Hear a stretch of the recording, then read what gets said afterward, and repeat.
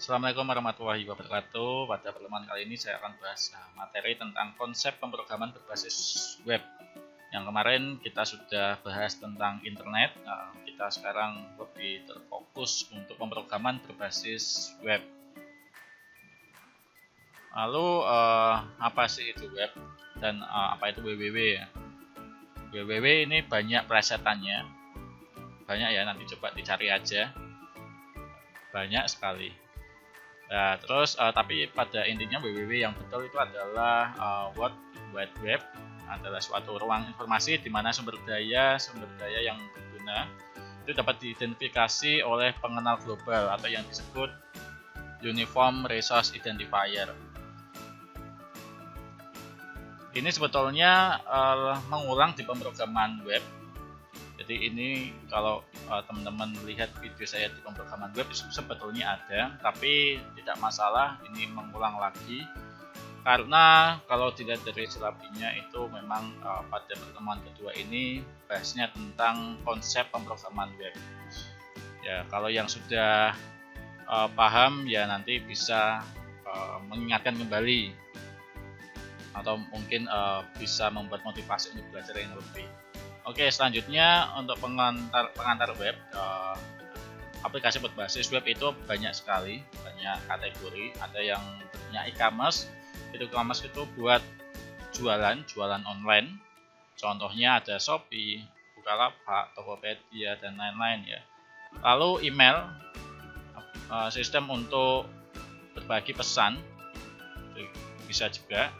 Lalu web forum, web chatting dan lain-lain, web administrasi dan lain-lain. Lalu keunggulannya apa di aplikasi sistem berbasis web ini? Itu salah tiganya adalah dapat berjalan pada semua OS. Ya betul. Di web ini kita hanya butuh satu aplikasi, ya namanya browser, itu bebas, nanti bisa pilih Mozilla Firefox, Google Chrome, Internet Explorer, atau Edge, atau Opera dan lain-lain. Itu silakan, itu sesuai dengan kebiasaannya masing-masing. Kalau pakai Google Chrome ya pakai Google Chrome. Lalu tidak perlu diinstal di aplikasi. Ya betul, karena web ini hanya butuh itu tadi ya, web browser. Jadi tidak perlu menginstal seperti aplikasi berbasis desktop. Contohnya itu kalau yang install itu adalah Microsoft Word, Office ya, Microsoft Office itu yang dalamnya ada Word, Excel dan lain-lain, itu kita perlu install ke dalam laptop kita. Lalu contoh yang ketiga adalah dapat dijalankan dari jarak jauh, tapi harus menggunakan media internet. Selanjutnya ada yang dinamakan web statis dan web dinamis. Apa itu web statis? Web statis itu web yang datanya tidak berubah-ubah atau tampilannya tidak berubah-ubah. Kalau ingin diubah itu kita harus masuk ke dalam codingnya, nanti diubah manual di situ. Tapi ada juga yang namanya web dinamis. Web dinamis itu datanya bisa berubah-ubah, sangat dinamis berubahnya. Contohnya apa? Contohnya adalah data di e-commerce. Contohnya di e-commerce. Di e-commerce itu semisal itu ada produk ya, ada produk. Di situ ada penjualannya, terjual berapa, atau mungkin sudah dilihat berapa kali. Nah, data-data seperti itu kan sangat dinamis sekali. Itu bisa berubah-ubah, terus menambah ya, karena kalau modelnya counter itu tidak bisa berkurang, tapi menambah. Lalu selain contoh tadi itu ada yang namanya web akademik, mana web akademik ini itu menampilkan data, bisa saja menampilkan data-data mahasiswa atau siswa yang tiap tahunnya itu biasanya berubah-ubah. Ada yang masuk, ada yang keluar dan lain-lain ya, itu termasuk web dinamis. Lalu web berita itu juga termasuk web dinamis. Selanjutnya ada arsitektur client server. Nah, ini di web itu ada yang namanya arsitektur client server. Apa sih itu? Aplikasi client server ini adalah yang mana intinya adalah nanti ada respon dan request. Sorry, kebalik, ada request dan respon. Atau kalau di deskripsinya adalah sebuah program klien yang terhubung ke sebuah server untuk meminta informasi yang bisa diambil oleh klien untuk melengkapi tugas-tugas yang telah di-set oleh user. Lalu web client itu tugas browser ya, itu ada di browser. Itu adalah untuk menyediakan user sebuah interface di mana akan meminta server dan menampilkan respon dari server. Jadi yang Anda lihat di layar itu yang dimaksud web client. Itu yang diterima oleh user ya, atau nama lainnya klien itu. Lalu servernya itu apa? Servernya itu adalah yang kasat mata ya. Ini nggak bisa dilihat kalau server ini. Server ini hanya tugasnya adalah untuk memproses apa yang diminta oleh klien. Semisal contoh, si klien itu minta untuk pindah halaman yang sebelumnya ada di halaman home pindah ke halaman profile. Nah, ini tidak semata-mata langsung pindah ke halaman profile, tetapi ada sosok yaitu server ini yang berperan untuk memindahkan dari halaman yang pertama tadi ke halaman profile. Jadi nanti si server ini akan menerima pesan bahwa ada klien itu untuk pindah ke halaman profile. Nanti si server ini akan merespon, oke, ini nanti saya arahkan ke halaman profile. Lalu apa saja sih aplikasi yang digunakan di web server ini? Ada Apache ini bisa berjalan di Linux, bisa Windows ya. Lalu ada IIS ini berjalan di Windows. Lalu ada Tomcat ini untuk Java ya. Ada Tomcat itu dia berjalan di Windows dan Linux, tapi paling banyak untuk berbasis web ya, yang pakai bahasa pemrograman PHP itu menggunakan Apache. Nah, ini arsitektur client servernya ya kemarin. Jadi si URL ini si aktor ini dia awalnya adalah di web browser. Lalu si aktor ini dia meminta, ini yang di sini dinamakan HTTP request. HTTP request dia meminta ke server akan mengolah permintaan dari klien itu. Kemudian kalau menemukan atau memahami apa yang dimaksud oleh klien itu akan dikirimkan data sesuai yang diminta oleh klien, sehingga di sini di bawahnya ada tulisan HTTP respon, yaitu hasil respon dari web server yang dikirimkan ke klien browser atau di browser.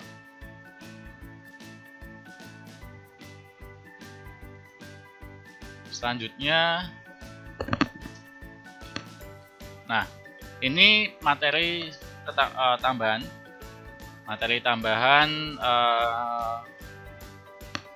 Jadi tidak hanya sampai ke arsitektur client server ya, tapi kita butuh, kalau sudah buat sistemnya, lalu bagaimana kita cara supaya bisa diakses oleh internet. Nah, caranya adalah bisa dimasukkan ke server yang sudah bisa diakses oleh internet. Ini contohnya di sini ada web hosting. Web hosting itu dia bisa berbagai jenis file ya yang bisa dimasukkan ke situ. Contohnya adalah file apapun ya, gambar, video dan lain-lain, kita bisa simpan. Database kita bisa simpan di sana. Lalu di dalam web hosting ini juga ada fasilitas yang namanya email. Jadi bukan hanya untuk menyimpan file-file atau folder ya, tapi kita juga bisa mengirim email, membuat email dengan nama sesuai dengan domain yang kita miliki. Lalu kita juga bisa dapat fasilitas backup kalau tersedia di web hostingnya. Lalu apa saja sih yang perlu diperhatikan di web hosting? Ini ada 3. Yang pertama adalah spesifikasi servernya, lalu ada fasilitas dan harga. Yang pertama spesifikasi server, yaitu yang pertama adalah bandwidth. Kita harus pahami kita itu membuat web atau sistem web itu fungsinya untuk apa. Kalau fungsinya hanya untuk seperti profile ya, company profile, itu kemungkinan besar diakses lebih kecil ketimbang daripada sistem web akademik yang selalu diakses. Nah, sehingga itu sangat perlu diperhatikan, sehingga kalau semisal webnya itu sering diakses, kita harus memilih bandwidth yang besar. Kalau memilih bandwidth yang kecil, contohnya 20 MB atau 50 MB, tapi nggak ada ya sekarang gitu ya. Sekarang itu kebanyakan sudah unlimited. Kalau semisal Anda milihnya yang bandwidth kecil, nanti dan bandwidth itu sudah tercapai, sehingga klien atau pengguna itu tidak bisa akses lagi web yang Anda buat. Lalu storage. Nah, ini sebetulnya penting juga storage ini bagi sistem yang banyak sekali ada keperluan tentang yang berhubungan dengan gambar dan video. Contohnya adalah di web akademik. Web akademik itu banyak sekali yang upload mungkin profil dari setiap siswa atau mahasiswa itu ada fotonya, sehingga dia wajib upload foto. Atau mungkin bukan hanya foto ya yang diperlukan di web akademik, biasanya ya ada KTP, ada KK, ada raport dan lain-lain ya. Nah, sehingga semisal itu di suatu instansi atau institusi itu punya karyawan banyak atau punya mahasiswa banyak, itu kalau semisal 10.000 orang dikali semisal dibutuhkan 10 jenis gambar, itu dikali saja. Nah, itu kalau kita tidak pintar-pintar untuk mencari storage yang besar, itu bisa jadi nanti kalau semisal sudah full, sistem itu akan error. Dia tidak bisa dimasuki lagi oleh gambar dan video atau yang lainnya. Lalu kapasitas database, ini juga biasanya hostingan ini dia membatasi database. Ada yang maksimal itu 5 database, ada juga ya, atau maksimal 10 database itu ada juga, dan ada juga yang unlimited. Itu tergantung spesifikasi server pada setiap itu penyedia hosting.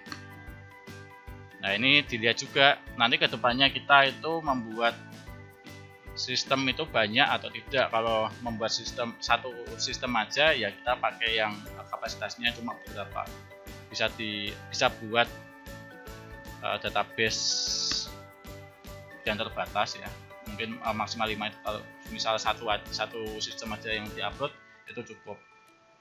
Lalu versi PHP, nah ini merupakan yang penting juga. Ini yang perlu sangat diperhatikan sebetulnya dibandingkan yang lain-lain, karena kalau semisal kita developnya pakai PHP versi 5, sedangkan di server itu tidak ada PHP versi 5, kita paksa ke server 7, itu akan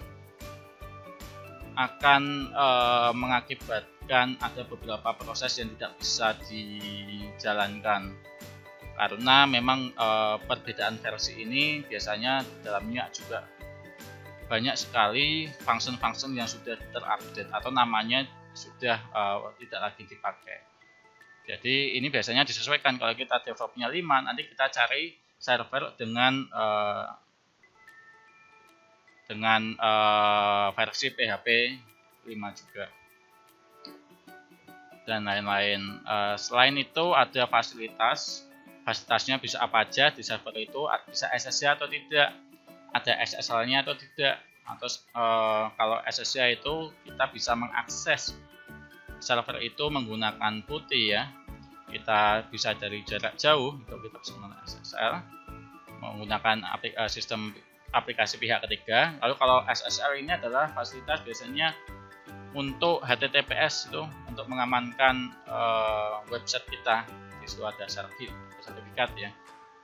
Lalu yang ketiga ini ada service. Nah ini artinya apa? Pelayanan dari penyedia hosting ke customer.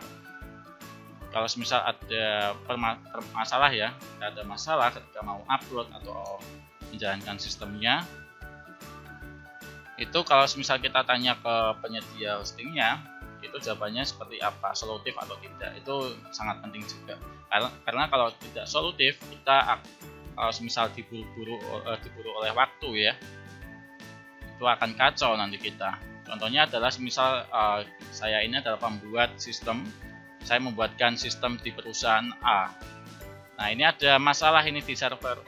Nah saya nanya ke penyedia hosting. Kalau penyedia hosting ini jawabnya cepat, ini alhamdulillah. Kalau misal lama, dan nanti saya selaku developer ini bisa kena omelan ya dari perusahaan A tadi, karena masalah sepele kok nggak selesai. Nah ini sebetulnya ini bisa selesai kalau si customer service-nya ini bisa membalas dengan cepat. Lalu yang terakhir adalah harga. Ini harga sekarang itu sangat murah dibandingkan dulu. Itu kemarin beli di salah satu hostingan ya, penyedia hosting itu sekitar 400.000 itu saya sudah memiliki bandwidth yang unlimited, storage unlimited, kapasitas database juga unlimited. Versi PHP di sini ada bervariasi, ada 5 sampai 7 kalau nggak salah kemarin.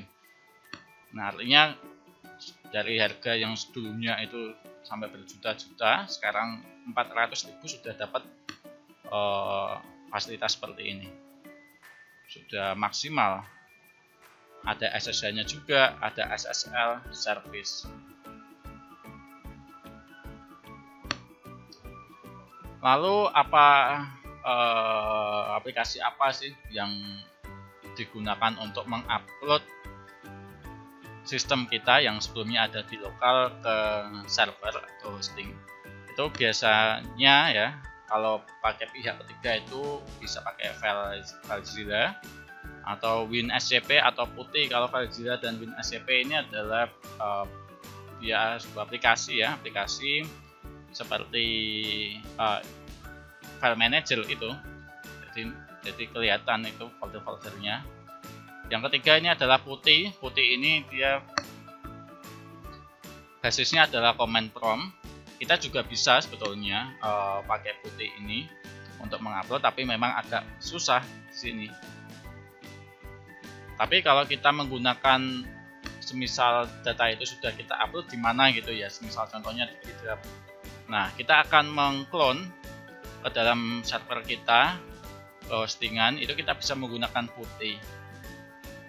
Kita bisa menggunakan Putih, kita dengan menggunakan perintah yang disediakan oleh GitHub, itu bisa.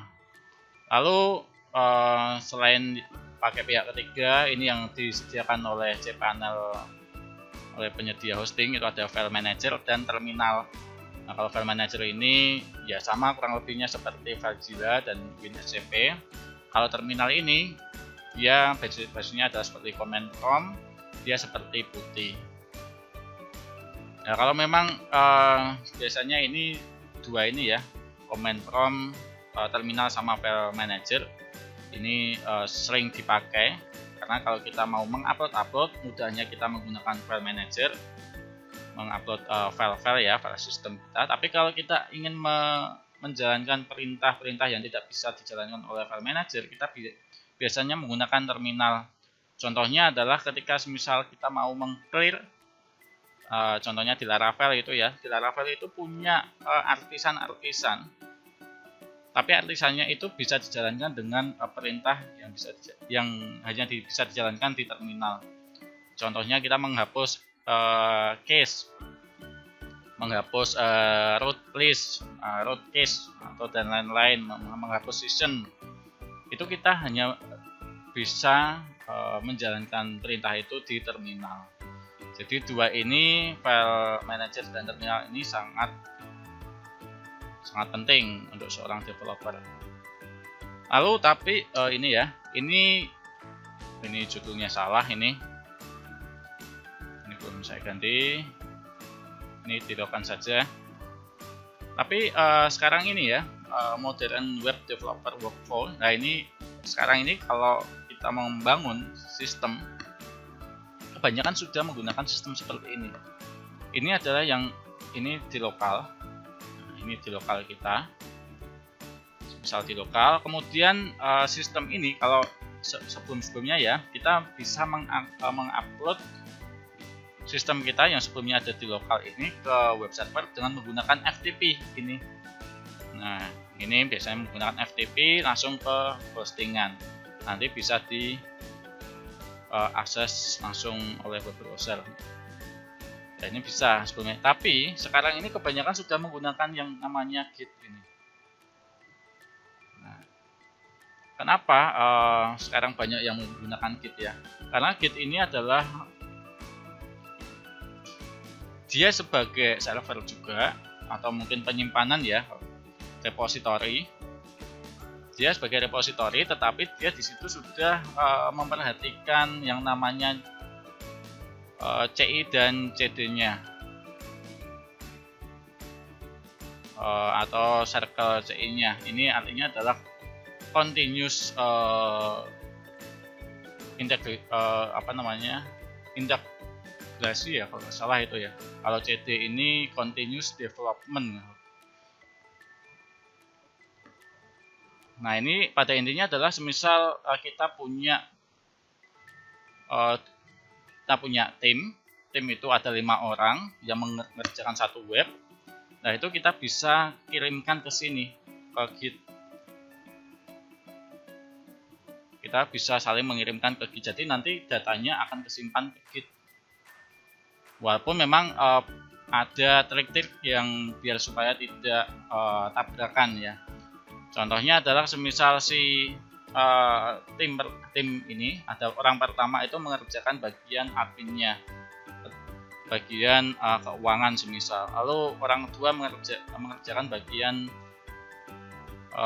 adminnya, bagian kemahasiswaan, dan yang ketiga bagian mungkin landing page-nya di halaman depannya dan lain-lain.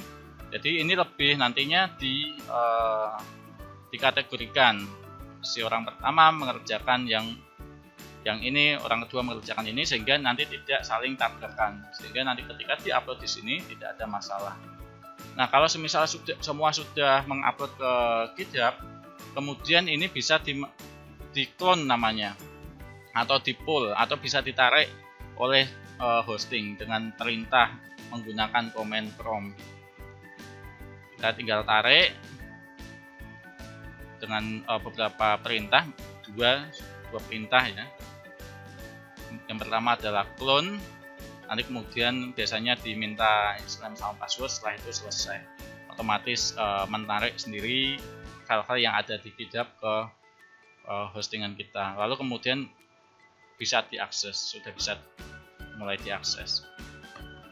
Itu yang pertama. Lalu kemudian semisal ini sudah bisa diakses, kemudian hari kita ada perubahan di sistem kita. Ya, si lokal ini melakukan perubahan, kemudian di pull atau ditumpukkan atau di replace ya yang ada di GitHub ini itu dengan yang baru. Oke, ini saya masukkan ke Git lagi, sehingga di GitHub ini dia punya yang namanya versi.